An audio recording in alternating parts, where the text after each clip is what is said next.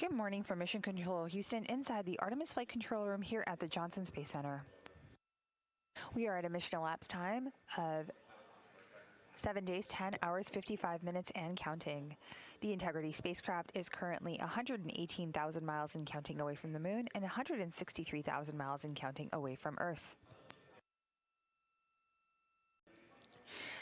After a very busy day, the Artemis II crew astronauts are currently asleep aboard the Orion spacecraft. They began their sleep shift at a mission elapsed time of 7 days, 8 hours, 30 minutes, and it will last until a mission elapsed time of 7 days, 17 hours. So let's take a look back at flight day.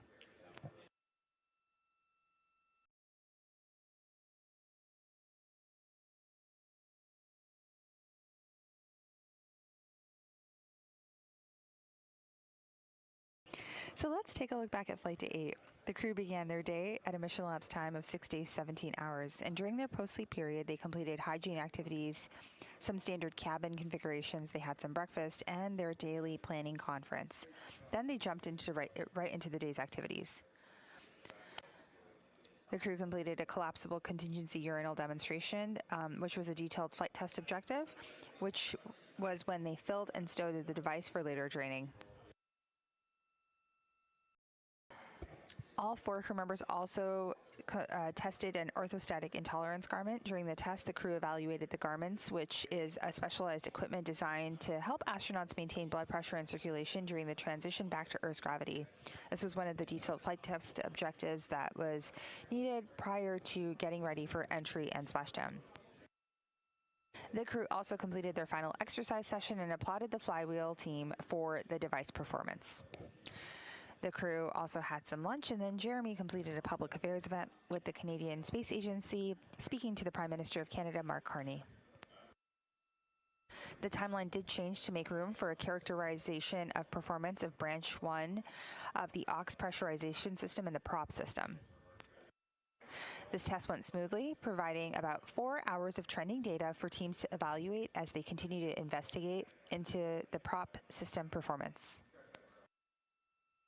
Finally, the crew had an on-orbit news conference before they splashed down off the coast of the Pacific Ocean. The crew then had their daily private medical conference with their flight surgeons, followed by a private conference with the Orbit 2 flight director before preparing for sleep. While we're gearing up for Flight Day 9 of the mission, the recovery team is on the USS Martha and is headed towards the primary landing site off the coast of San Diego. That splashdown is coming up in 1 day, 14 hours, 33 minutes and counting down. We see some critical events here for EDL, or entry, descent, and landing for the Artemis II mission.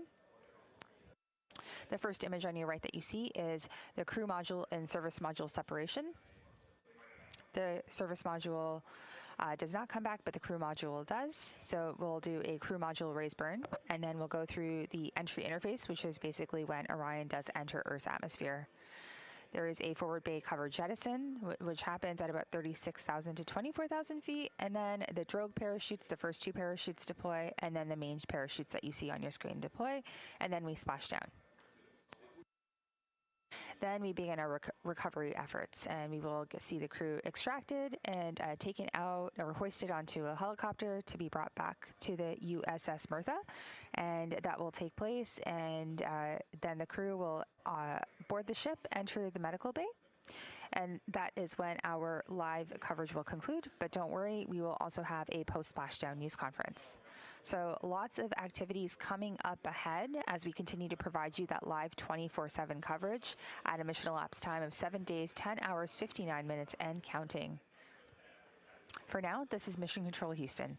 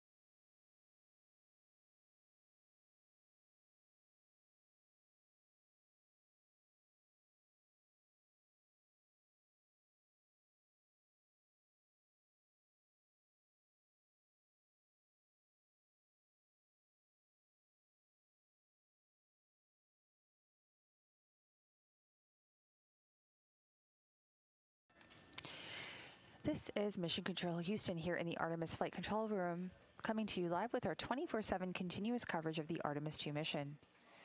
The Artemis II crew, currently asleep aboard the Orion spacecraft named Integrity, is scheduled to wake up in about 5 hours, 47 minutes counting down from now. Integrity is currently 119,000 miles and counting from the moon and 162,000 miles and counting from Earth.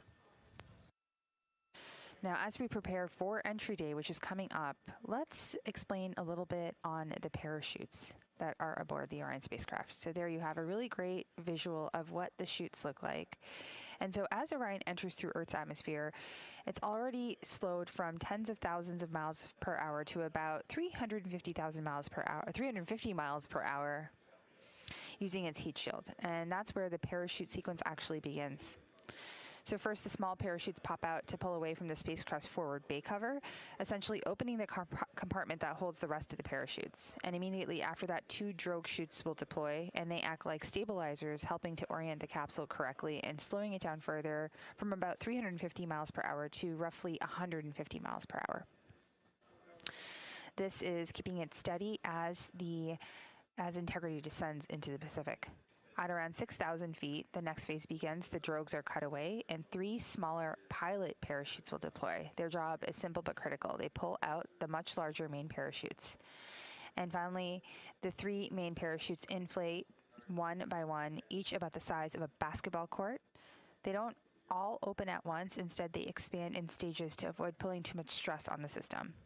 With all 3 mains fully open, Orion slows to under 20 miles per hour, gentle enough for a safe splashdown into the ocean. So that sequence happens in very quick succession, but it's choreographed and takes the spacecraft from a really high speed at re-entry to a controlled soft landing, bringing the crew safely home. And speaking of coming home, the crew is scheduled to splash down in 1 day, 14 hours, 7 minutes, and counting down.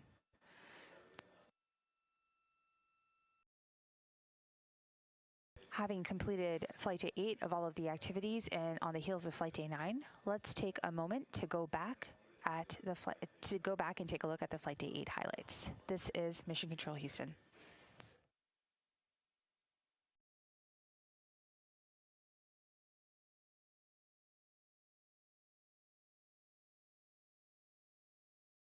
Good morning from Mission Control Houston here in the Artemis Flight Control Room at the Johnson Space Center. We are coming to you live with our 24/7 continuous coverage of the Artemis II mission at a mission elapsed time of 6 days, 14 hours, 51 minutes and counting. I have here beside me Andre Douglas, NASA astronaut, and also Capcom Artemis II crew backup member. You have several job titles. Yes, I do. It's quite an honor. Yeah, I'm sure it is. Can you tell us a little bit? You've been kind of a jack of all trades for this mission. Tell us, I saw you closeout crew. I've been seeing you here on console. You've trained with the crew. Tell us what you've been up to over the course of the mission. Yeah, so primary job has been Artemis II backup crew. It's been really fun. We do all the different systems training. We do all the different module and everything training. It's great. So, some of the things we do is go out to the field and we do geology, and it's actually been a lot of fun going out to Iceland and just experiencing the beauty of the country and learning about rocks. And so that's been amazing. In addition to that, the closeout crew job has been awesome. We work with the Exploration Ground Systems group, and the whole purpose of closeout crew is to make sure we close the module out, to make sure that we can rescue the crew, to make sure we understand the emergency escape baskets, all of that stuff.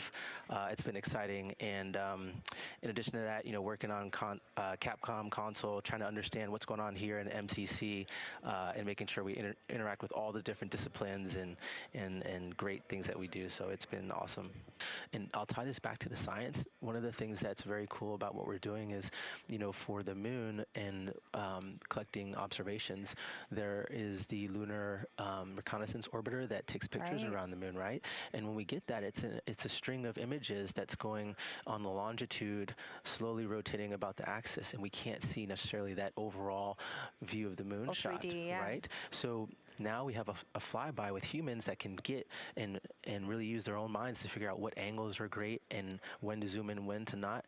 And we can combine the data from LRO, the orbiter, and now these photos, and now we have this much more complete picture. So just extrapolate that concept out to what would Mars be like, and even the base. When you have these different views, you really get an understanding of perspective. Because one of the things on the moon that the crew talked about was, man, looking at this from a 3D perspective, it really pops out. And you see that at Earth when you're on ISS and you're looking at cloud formations, or you're looking at hurricanes. When they're flying by, every 90 minutes, they can kind of see how that's changing at an angle, and like that's just something that is really hard to describe. And you also might see a phenomenon that it's hard to see from a 2D perspective or a timestamp perspective. So again, with Moon to Mars and being able to put all of these assets together, that's going to give us that just ultimate view, and both spatially and temporally. It's pretty exciting. I'm excited, and I'm excited for what the future holds. This mission, I don't know about you, but for me, it's been phenomenal to see the images coming down, to see all of the burns, the crew happy, the eclipse glasses. I loved it. Yeah, that was awesome.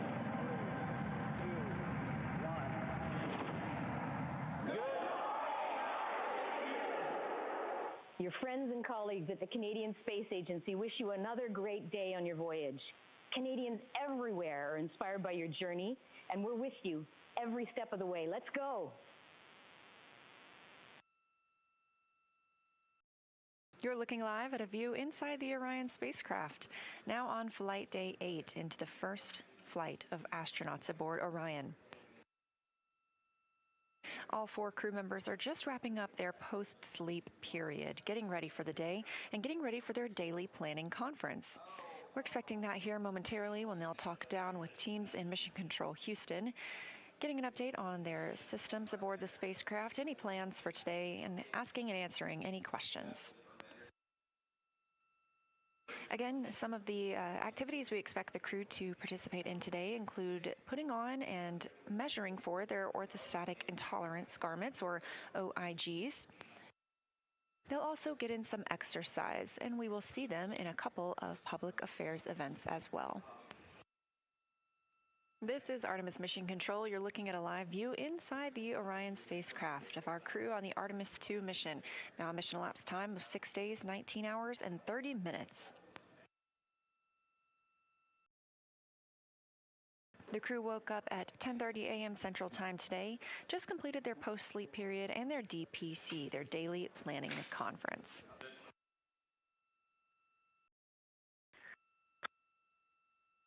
Houston Integrity, the CUD valve is closed. We have a good view out the windows. Our crew camera view is only so-so, and I'm waiting on your go. I will stop recording. Roger, and the saw view is breathtaking.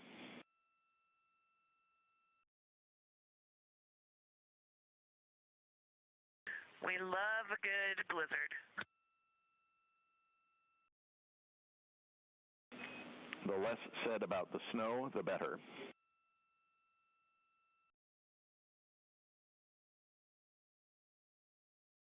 Houston Integrity, we are waving at you out of window 2.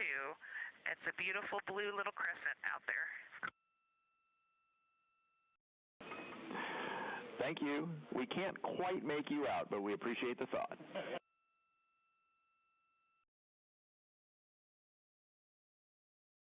We're working on changing that. Thank you, Stan. And while I have you, can we do another jump just for purposes? Yes, you may. At this time. Please do. Thank you, sir. That was NASA astronaut Christina Cook reporting to Capcom Stan Love and all of us here on the Earth that outside the windows of Orion, she can see us right now. Of course, this is a view looking back on the spacecraft from a camera mounted on one of its solar array wings. We've been getting beautiful views of both the moon and the Earth, as well as incredible views of life inside the spacecraft. You can find all of those on images.nasa.gov, and make sure you follow NASA and at NASA Artemis on social media to make sure you don't miss a thing. We got so much going on. I feel like we're on the International Space Station right now. This is an awesome day here. Hey, can you confirm this is my final exercise of the mission? It'll just help me with stowage management. Reed, that's correct. Okay, thanks, Dan. And for what it's worth, today's exercise is the last exercise for all crew members. Starting tomorrow, we will not have the time. Integrity Houston for optical comm.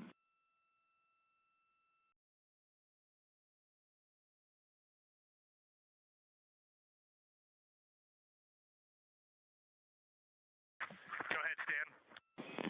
Okay, Reed, long story here. We are still not locked up on optical comm. We suspect solar array blockage. So between exercise sessions, between when you're done and Christina starts, we want to put a 25-degree roll on the vehicle, be about a 1-minute maneuver to an attitude where we think optical comm can see the ground terminal. Now, when we do that roll, we will have only one phased array antenna pointed at camera. So if that antenna fails, we'll lose comm, and a string swap will not recover it. So if we lose comm while we're in that attitude, you will have to maneuver the vehicle back to bias tail to sun, where a second antenna will be available. And I have a procedure number and some check MCC numbers when you're ready to copy.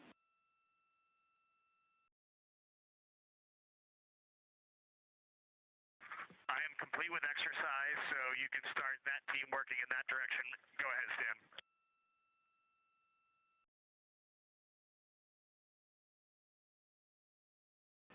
You can see some of those maneuvers happening right now. Again, targeting to sync up with OpComm, the optical communications. This is a live view from the spacecraft, looking at the service module. This video coming from a camera mounted on the tip of Orion's solar array wing. There are 4 solar arrays. Each solar array could panel 2 3-bedroom homes.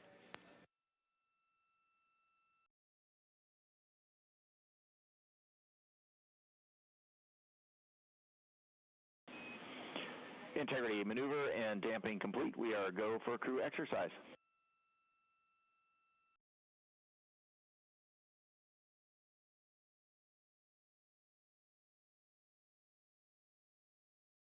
All right, we copy. Thanks, Dan. The flywheel team, this is a great device. We really enjoyed it in this small cabin. It's perfect, and it gave us a lot of good opportunity to get our heart rate up and also get some great resistance exercise. So we just wanted to shout out a nice thank you. Here we go.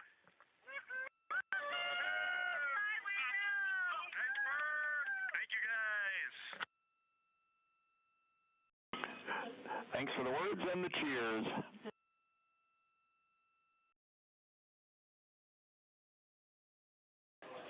That was Commander Reed Wiseman calling down that they have finished exercise for the mission, and that's worth celebrating.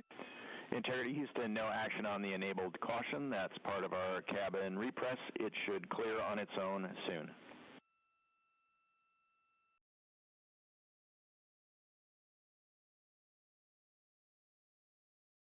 Happy. Thanks, Dan.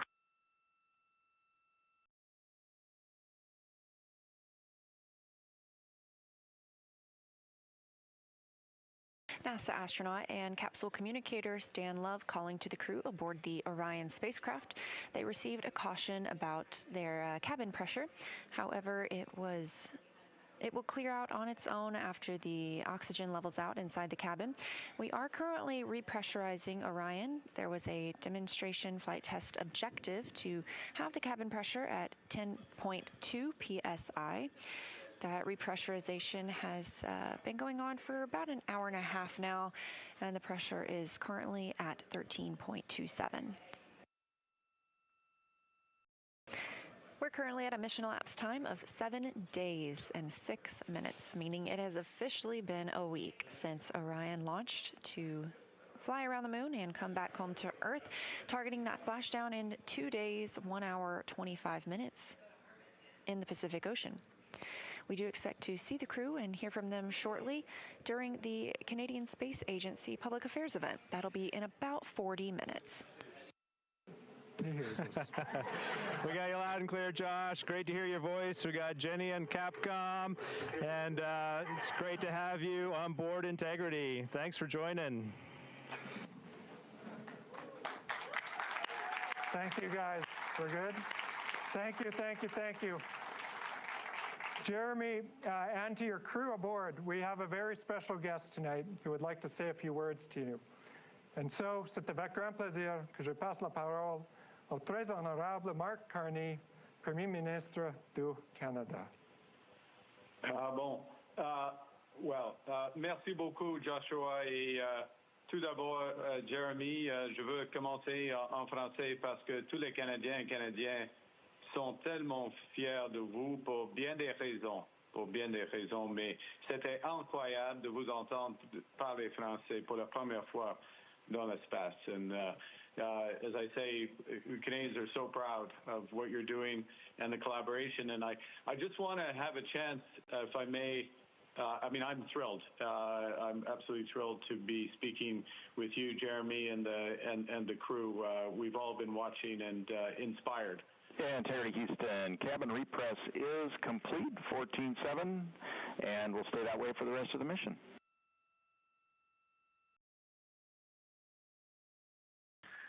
Stan, we definitely appreciate that, and you should probably just carry a note forward for future Artemis missions. If you do a large repress like that, there are certain things, such as CCUs, that collapse pretty significantly during that, no damage, but there are some things that we probably would want to vent along the way as we come back in pressure. Received loud and clear, Reed. We'll take that note.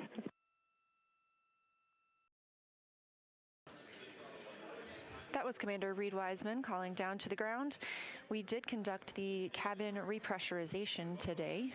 The cabin pressure was kept at 10.2 psi for an extended period of time as part of a test aboard the spacecraft, as this is a test flight, the first flight of humans aboard Orion. Everything we learn is helping us prepare for future missions. Houston Integrity calling the blind from a Peltor, and just doing a test for the Peltor noise reduction flexible activity. These actually work really well. We have 3 crew members on.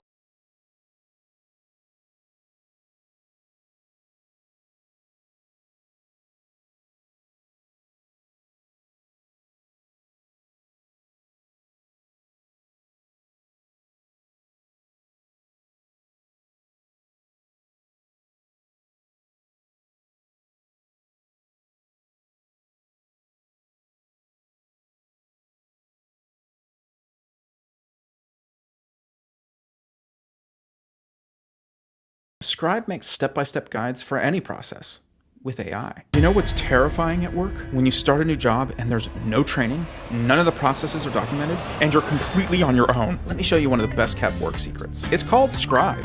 Go to scribehow.com, click Capture, do the task once, and Scribe will create a step-by-step guide you can share automatically. Scribe instantly turns any workflow into a step-by-step guide, so you never have to explain it again. Go to scribehow.com and try it for free. You don't even need a credit card.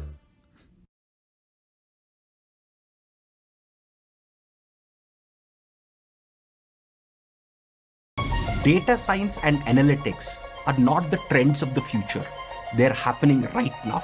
So having the skills to work with data is not only valuable, it is essential now as data becomes increasingly important for industries around the world. To help you get these essentials in place, Scalar is conducting a free class for professionals from any background who wish to learn data science and analytics. Whether you're looking to switch to a data-focused career or you just want to learn more about this growing field, this live class is perfect for you. Click on the link below to register.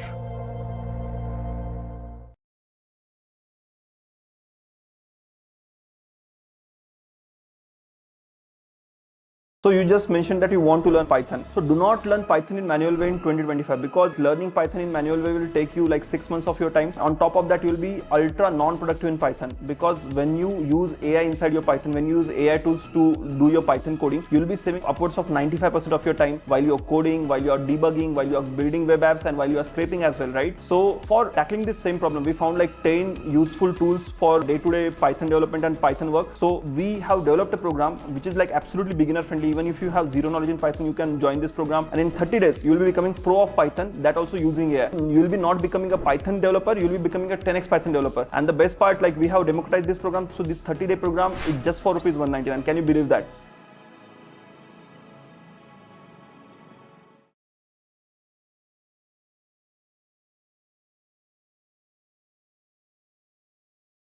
You read. Could you please describe your emotions when Jeremy called down to Mission Control to ask permission to name a lunar crater after your late wife, Carol? It was a pretty emotional, powerful moment down here.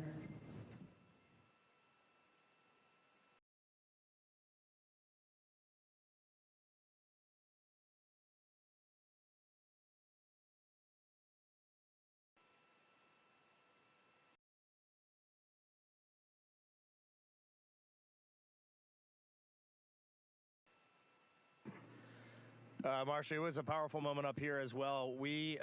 My crewmates approached me when we were at Kennedy in quarantine, and they said, hey, the three of them had talked and they would like to do this. And that was an emotional moment for me.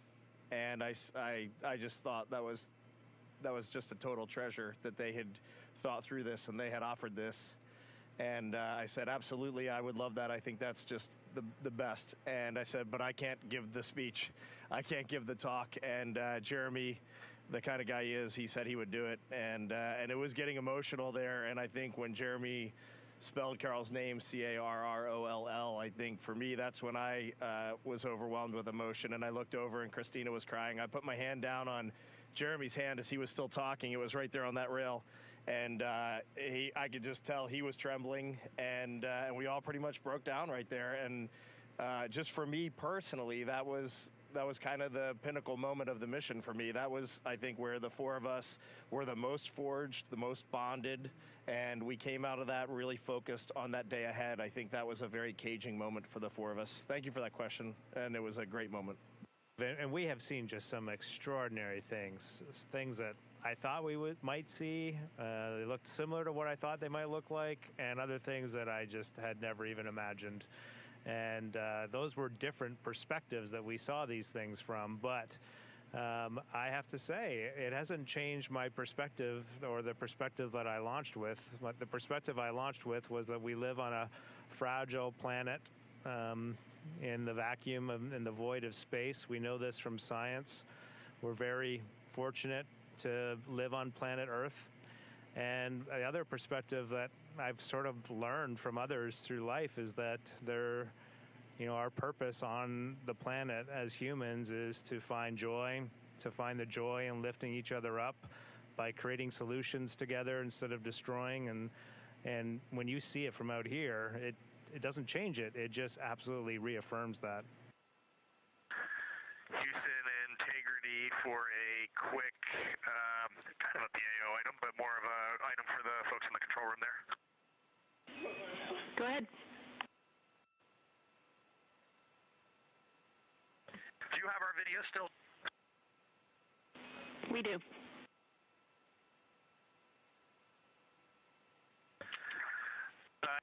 Not sure if it made it in the handover, but this morning we were asked to go unpack a very special item, and we just wanted to we wanted to share it in that PO event. We just didn't get an opportunity to do so. So we were to share with you all because we need to share this. Like this has to be shared, right? So in Victor's hands here is the Apollo 18 flag that the agency asked to have put on board Artemis II so that it could take its rightful trip around the moon. And the four of us are just honored to have this here. We're honored that it is in our presence, and we are honored to carry the torch from Apollo through Skylab, through the space shuttle, through our beloved International Space Station, and now back further than humans have ever gone, around the far side of the moon, and safely home back to Houston. So we just wanted to share this with you because it needed to be shared. Thanks. Carrying the torch indeed. Thank you for sharing it with us and the world, and we'll look forward to welcoming you and that flag back to Houston shortly.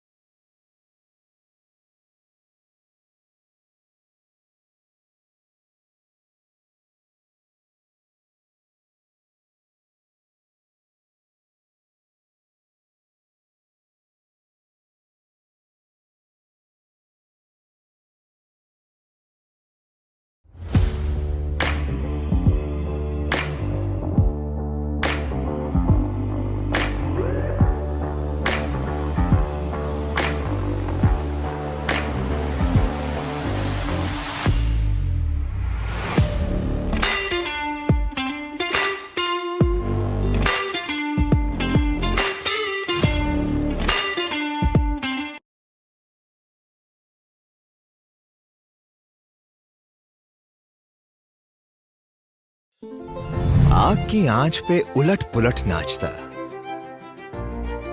गुलट सुलट ठुमकता, इस मटकते chicken पे जब गिरेगा butter तो हो जाएगा ये चटर पटर।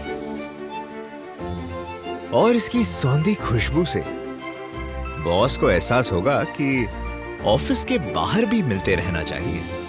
तो मिलते रहो, क्योंकि मिलने की भूख अच्छी भूख है।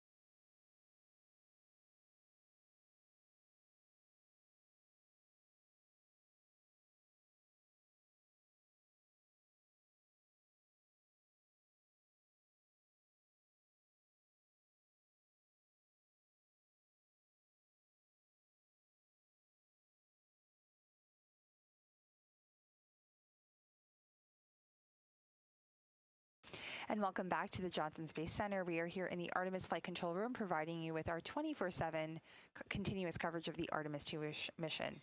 Here with me, I have Dr. Steve Johnson. He is one of our radiation research experts here at the Johnson Space Center. Welcome, Steve. Thanks for having me. Really excited to have you here too. Can you tell us a little bit about your role for the Artemis II mission? Yeah, I'm part of the radiation console, and we support to advise the flight surgeon for medical concerns for crew health is our primary function.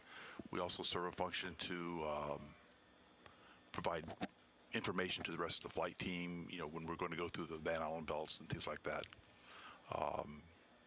We've worked on this for a long time. I've put together a lot of the flight rules for Artemis as we were developing our operational plans, and continuing to work on that for, working toward our rules for the moon landing. We have a simulation program that we use that simulates the space weather environment, and so that we can train the people that work on our console. Runs in real time, so they can go through all that decision making. I use the term space weather. Maybe I should define that. Space weather is the term that's used to describe the space environment and how it changes.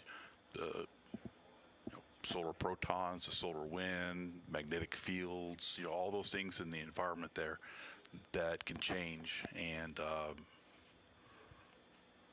we can simulate all that and in real time, so we can replay old events that have happened, and that's pretty interesting. I've also been responsible for training most of our operators at this point. Awesome.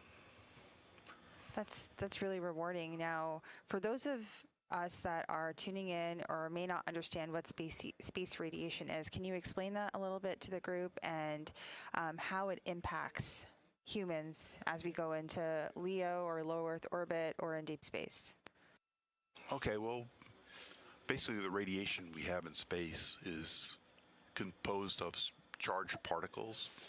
Most of it's protons, energetic protons. The normal background component is called galactic cosmic radiation. It's from sources that are outside of the solar system, outside of the galaxy, far, far away.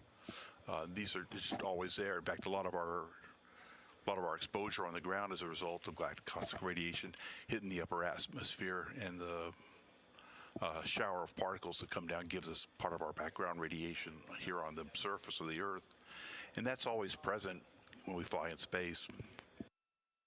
Depending on the trajectories, we might fly through what's called the Van Allen belts or the trapped radiation belts, and the majority of that's composed of protons that we're concerned about. There's also a lot of electrons, but the electrons generally don't penetrate the spacecraft. And the charged particles have very high kinetic energy. They don't have any electrons, so they got the full charge of whatever that atom is. And as it goes through whatever material, it's mostly interacting with electrons of whatever the target is, and it pulls the electrons away, and that allows the molecules to become ionized, and they might reconnect in a way they weren't connected before. And if that happens to be a chromosome, then you're starting to change your DNA then when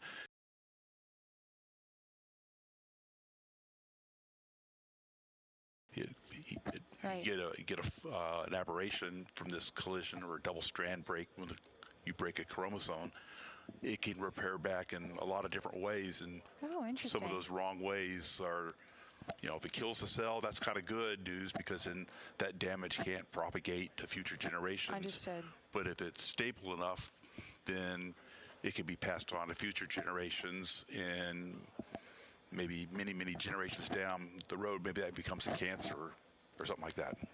Got it.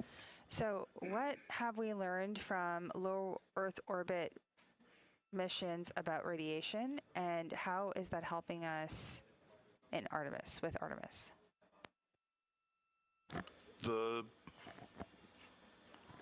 We've learned a lot in terms of just operating daily with the radiation environment by the space station monitoring that we've done all this time, monitoring in real time, seeing some of the effects of solar proton events where the sun has ejected a large flux of protons our way. Right.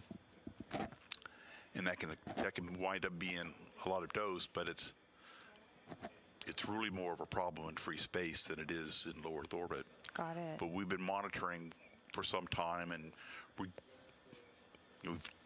developed new monitoring instruments. So the technology we've used has shifted over the last couple decades from when we first started making those types of measurements for shuttle as just experiments then, but now we do things operationally. We get this data down in real time and can monitor it. And so we get a good idea of we know pretty well what we're seeing in low Earth orbit.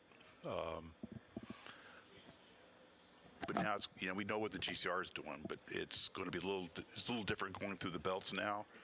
Right. Those types of models aren't well defined in short-term periods.